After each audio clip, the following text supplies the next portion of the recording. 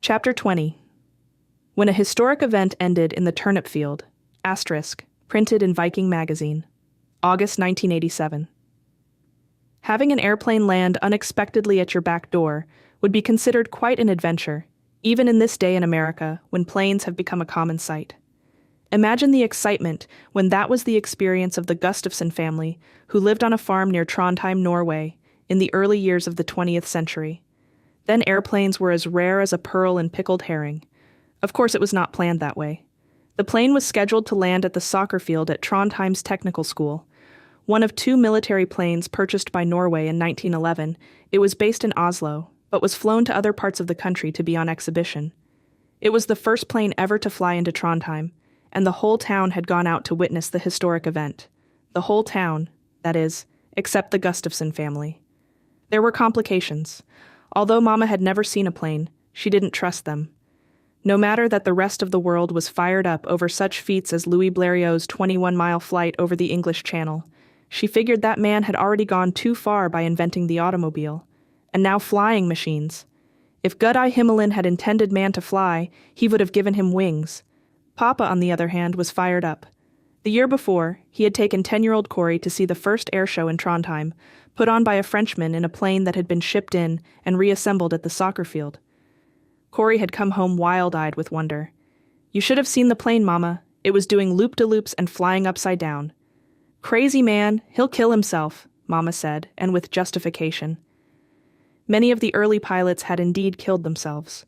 From then on, Mama feared that Corey would too, as he and his friends tried to emulate the plane's maneuvers with dire results. On the horse in the gymnasium, he had dislocated his shoulder and had to be taken to the hospital. And that winter, when he had tried to do loop-the-loops on the ski jump, he had knocked himself out. "Sure enough, he's killed himself," Mama had moaned, trying to bring him back to consciousness.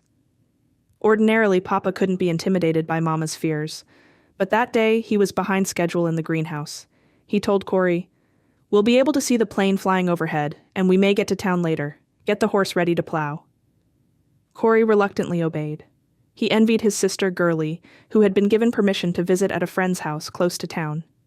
He knew what Gurley was up to, and wondered why he hadn't thought of the same thing.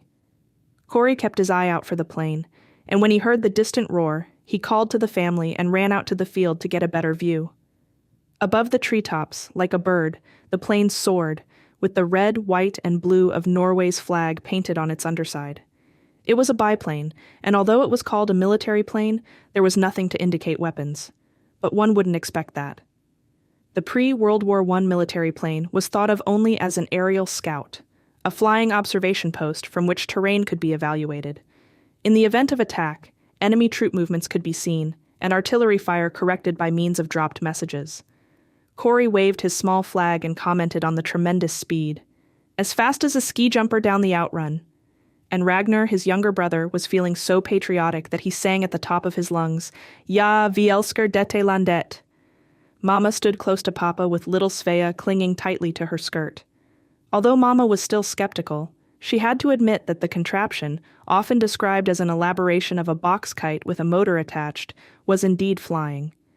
They watched the plane soar past and circle several times over what they knew was the soccer field. They could hear the cheers and whistles accompanied by loud blast from the sirens. What a welcome the whole town was giving it, Corey thought. When it finally began to descend, they could hear the engine sputter. In a moment, they knew that something was wrong. Instead of straightening out and descending to the soccer field, it headed in another direction, sputtering and spitting and seemingly out of control. Then with a dip of its wings, it made another turn. Right toward us. They stood frozen as it came closer, losing altitude. Then Mama picked up Svea and began to run.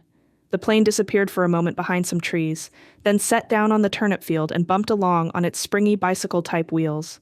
When it came to a stop, it was just yards away from where they stood.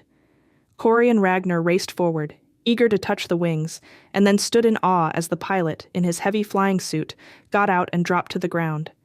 He pulled off his helmet and goggles, and uttered words not very fitting for such a historic occasion. "Uff da."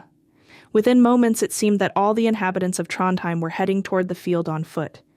But before they got to the plane, officials arrived on motorcycles and roped off the area. One of those in the crowd was Gurley. Papa confronted her. You sneaked over to the soccer field, Gurley confessed, and forever after lamented, "Not only did I miss the landing, but I got the spanking of my life." For 2 days, mechanics worked on the engine. Mama warned the boys, "You keep away, it could explode." But she knew they didn't mind her. Every time they came in the house, she scolded, "I can smell exhaust fumes." After the plane left, Corey found it rather dull having to drive the horse cart into the farmer's market at Torbet with the vegetables and flowers. At least he got to tell his friends once again the story of the landing and give his expert opinion. "The future is definitely with the flying machine." Words he quoted from a Jules Verne novel.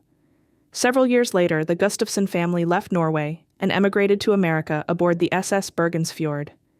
Papa and Mama never returned, but all the children have visited Norway at different times. Perhaps it's best that Mama didn't know. They flew home in airplanes,